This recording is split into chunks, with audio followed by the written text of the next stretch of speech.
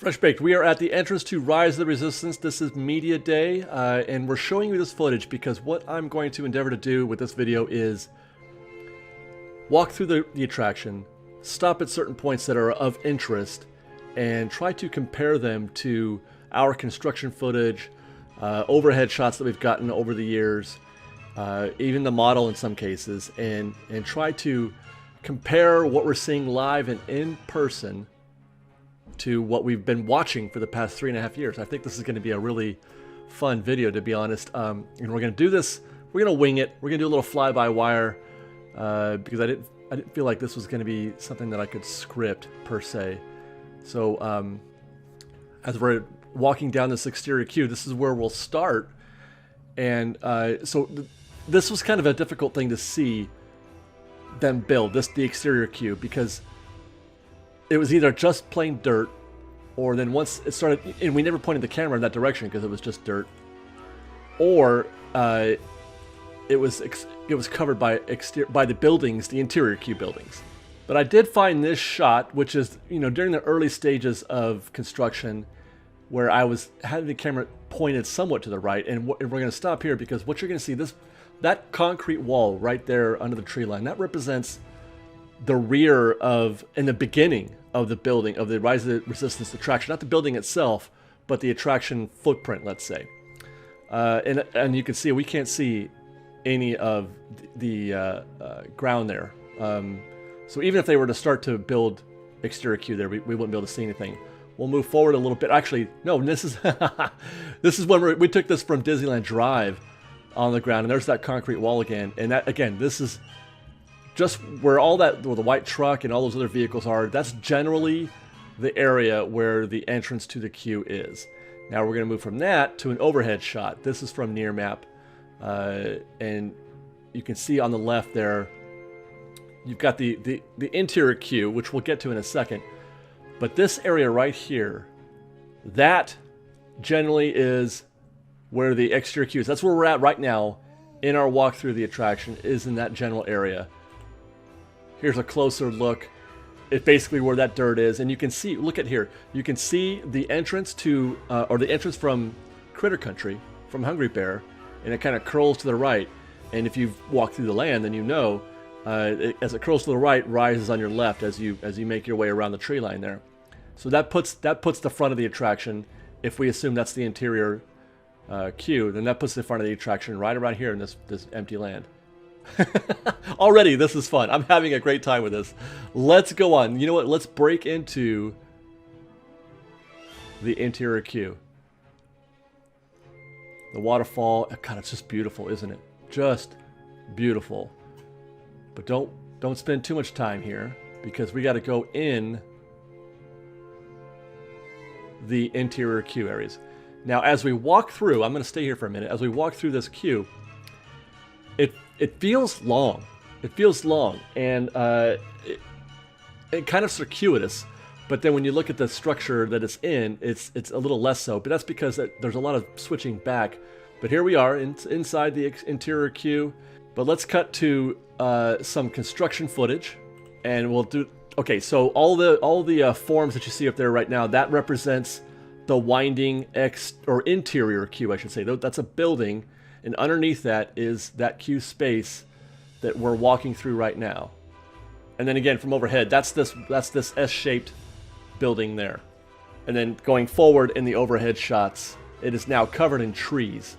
Okay, so we're exiting the S-curved interior queue section into what we'll see in a minute is a very giant room that has been sectioned off into separate smaller rooms. But this is sort of the initial pre-show area, where we're going to meet BB-8 and the Ray hologram.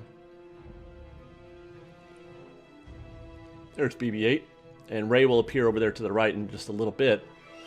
And we'll start. I remember, that's the room right there. That's what I just pointed at. That is the room that we're in, as best as I can tell. As far as my understanding goes, having examined this stuff closely for many years, that's the room we're in. I don't know what part of it we're in. I don't know if, because it's a bigger room. What you're seeing there is a bigger building or space than the room that we're in now. I wonder if even that's the entrance that we just walked through. I wonder, right? Wouldn't that be cool? But that's the structure that we're in now, the room, the giant room. And then here it is again after they poured the concrete and made an official room and everything out of it.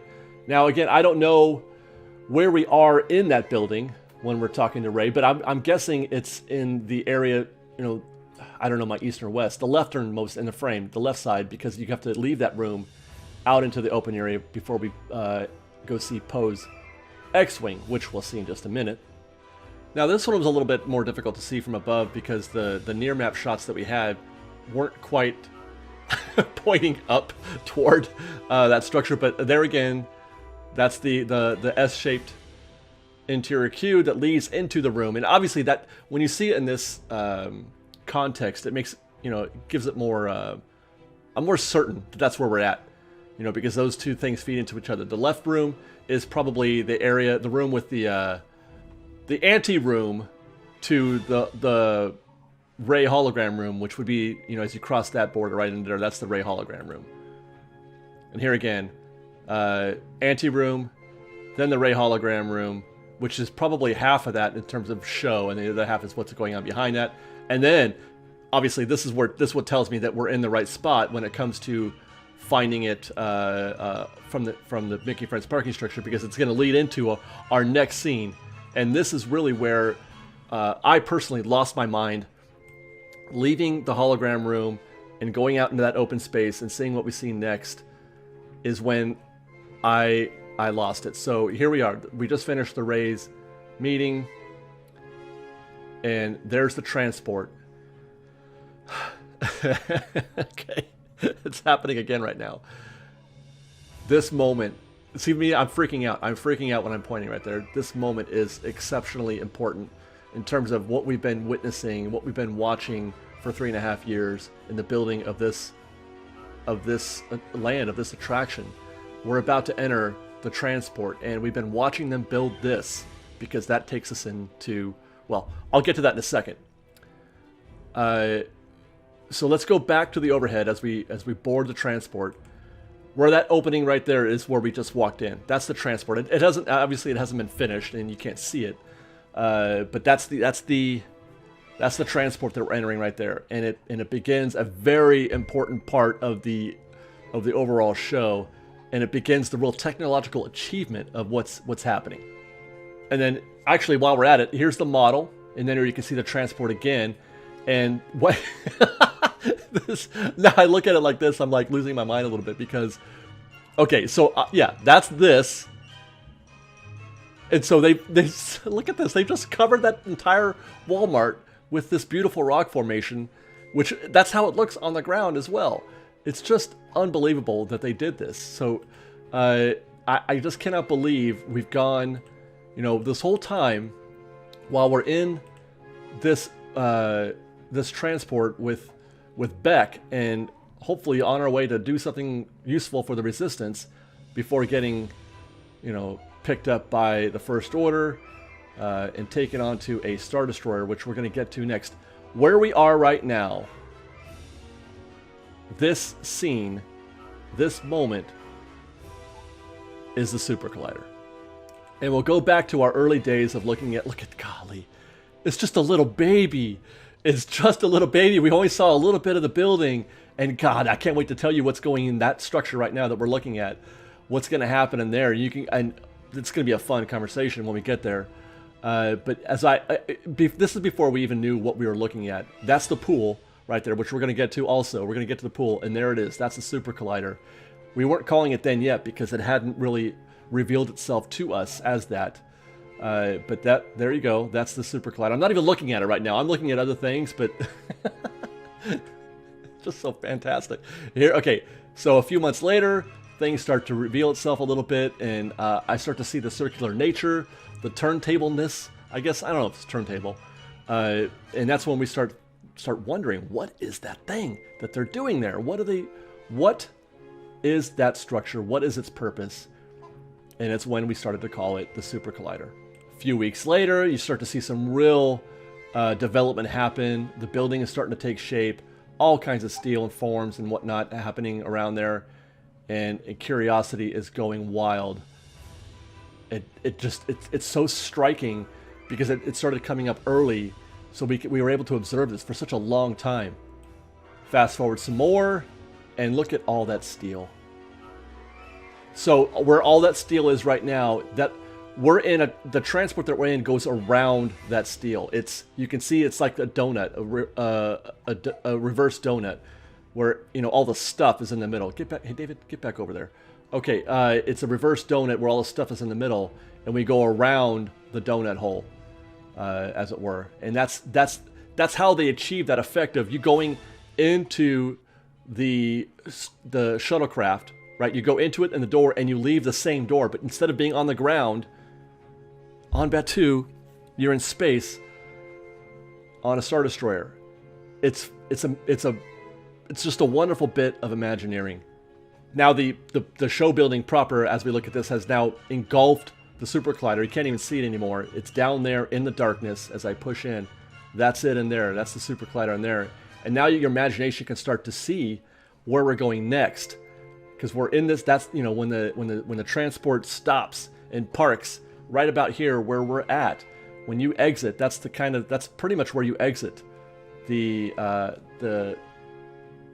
shuttlecraft.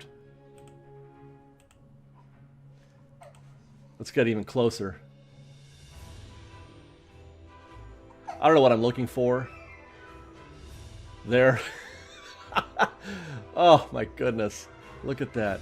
Okay, let's get overhead. I did a video on this a long time ago. Like a time lapse of all, the evolution using the near map images. And so this is before they had finished, obviously, the main show building, the Rise of the Resistance show building, but they had put the lid on the Supercollider, obviously, and you could see its relationship to what will become the Star Destroyer hangar. We weren't sure how these two things were working together at this point. Actually, I had thought at this point that guess would. The attraction would ride around inside that giant hangar, what wound up being the hangar, which we're going to get to in a minute also. And that you would go around the Supercollider and then travel into that yellow area. The arrow is pointing in the wrong direction, but that was not the case. Matter of fact, these two things, they look like they connect, but they don't connect at all. And then here's another shot with the building complete. It's got the lid on the Rise of the Resistance show building, and there how it connects to the Supercollider and the shuttlecraft. We saw this before. I was pointing out the opening there that looks like a giant opening. That's where again walk into the shuttlecraft. We're going to go around in a circle while Beck is telling us this thing is happening, and Poe is trying to protect us from the TIE fighters. All that's happening as we go around in a circle. The door, I just can't believe it. Okay, so we're gonna go around the circle, and then the vehicle will park itself into that wall right here, and it'll be facing inward to the Star Destroyer. And here we go. We're just getting off our transport ship, and there it is. That is, oh my God, that's the hangar. Okay, that's the hangar. It happens to me every time. When each time when I wrote it, and each time I look at this, it just still blows my mind. We are in the hangar. I am literally in the hangar that we watched them build for years. And it's just such a huge space for pretty much just visual show. There's no attraction happening per se. There's no ride in here. You're just walking around observing these stormtroopers looking menacing. Some of them are animatronic, some of them are still. You can see the heads move from time to time, a little bit of sway here and there. But the transformation, the way that they were so convincingly able to take you from Batuu, from the ground out into space in the Star Destroyer, is fantastic. It's one of the greatest achievements that I can, in terms of putting you in a time and space. Let's get back to construction footage of the hangar. There it is on the ground from Disneyland Drive. That's the hangar. You can actually see in this image the vertical, or the sort of angular steel that they're starting to build. If you go back, see this right here? That's the steel that they're putting up in that image. These steel that they're starting to build that framework. And then here's a long look from the Mickey and Friends parking structure. And where I'm going now Okay, again, you can see the angled steel there starting to create the hangar where we're going to meet all those stormtroopers. And on this particular visit, I happened to notice something on the ground. See all that right there? It looks like they're getting ready to do something. I don't know what, but my best guess is, I don't know this for sure, but my guess is that's where the stormtroopers are standing.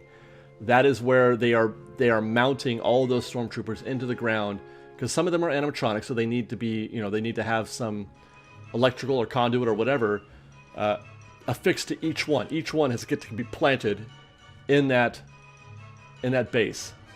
Fascinating. And so where the guests are at this point, we're all standing somewhere right about here. And then the ride proper will go into that direction there somewhere. Now what I'm showing you here, instead of going to the actual ride footage, I thought I would skip to the next construction scene because I wanted it to reveal itself. You may recall, a long time ago, we referred to a certain area as the pool, which again, we're going to get into because we're trying to do this in sequential order, and the pool is actually one of the last things we do.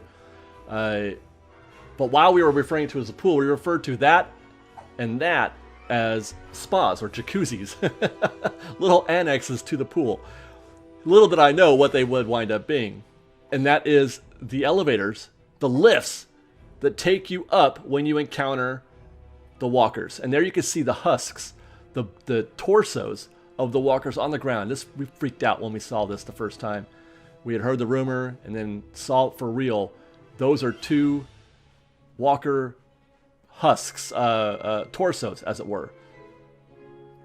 A few weeks later, they'd put the legs on and hoisted those suckers up there. Okay, so look at that. Two giant AT-ATs inside the Rise of Resistance show building. And the reason why I'm putting this together with those, with the spas, with the jacuzzis, is because if you recall, when you encounter the walkers, after a brief little firefight, you are lifted up. In this case, we're going to do the one that's facing the walker. We're backing up into the lift, and boom, there we go. Elevator up, and now we can see that into the face of that walker. The spa and the jacuzzi, or the two spas, are the two lifts. There's one here, and then there's another one where it faces the other walker from the other side. And that's what those two things are. You can just imagine where that earth mover is right there, the crane, the Mr. Crane. That is where the walkers actually are going to wind up standing. And then eventually, as they start to build out this structure more, we saw these two, I think we call them the Warts. We've had a name for everything. Those two Warts, which I'm kind of not focusing on right now, but they're in frame on the far right. Those two Warts represent the top of the elevator, the lifts. And that's, those two things will house the mechanisms that bring you up, that pull you up into frame with the walkers. Yeah, I know, it's cool, right? I know what you're saying. That's really, really cool. And you're really glad that I'm showing you all this right now. I can hear you being so thankful because I'm enjoying this. I don't know if you are. I am really enjoying this.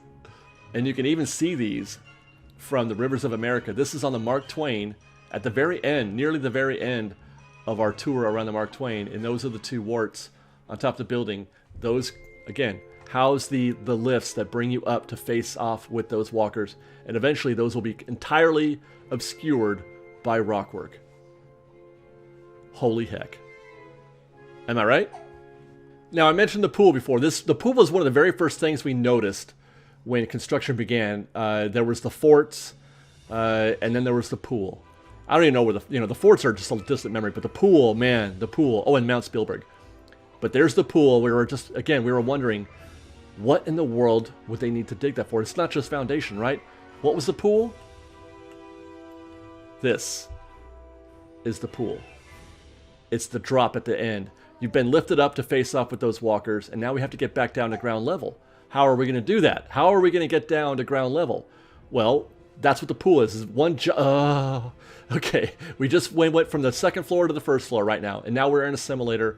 We're in a Star Tours-esque simulator that is also a drop. We went from the second floor to the first floor, and now we're flying through space and landing back on Batuu.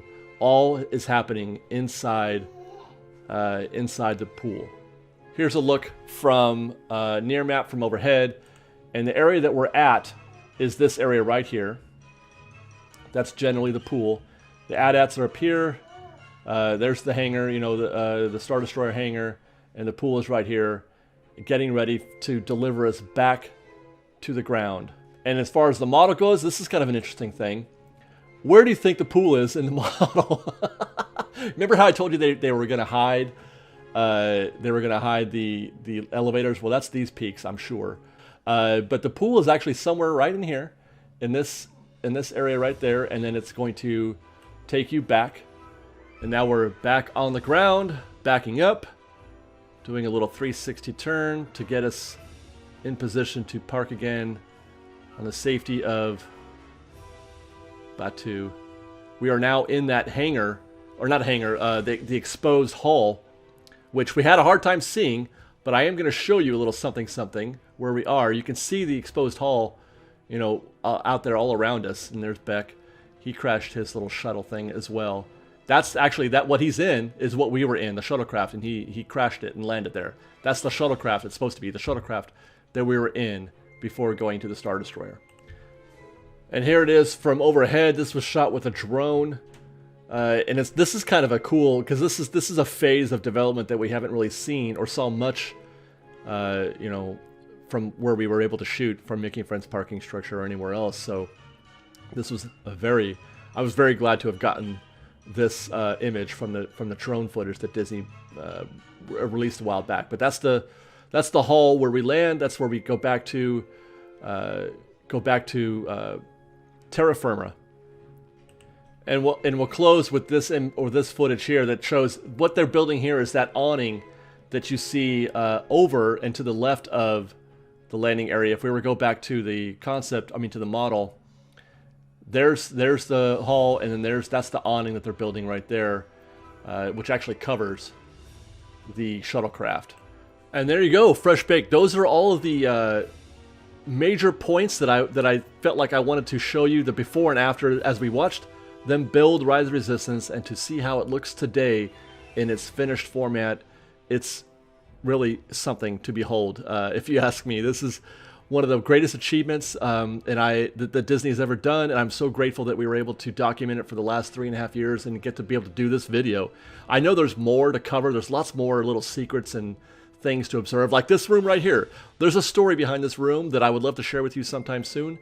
That's something that I plan to do. I want to go through the attraction and sort of describe what's happening as we go through. Kind of similar to what we did here, but also some of the more technical stuff that you know, wasn't in terms of, you know, not construction, but just how the attraction works and what's happening, because it really is a beautiful thing. This is one of Disney's greatest achievements. So I hope you enjoyed. Let us know though if there's some before and afters that you'd like to see. Maybe we can provide them for you in another video. Let us know in the comments below. And until next time, guys, thanks for watching, and we'll see you around. Fresh baked. We've got lots more videos for you to see, so grab a churro and check out some of our other videos and have your mind blown by how much fun we're having. We truly are the best of Disney Bake Fresh Daily. Don't forget to subscribe to our channel, and we'll see you next time. Fresh baked.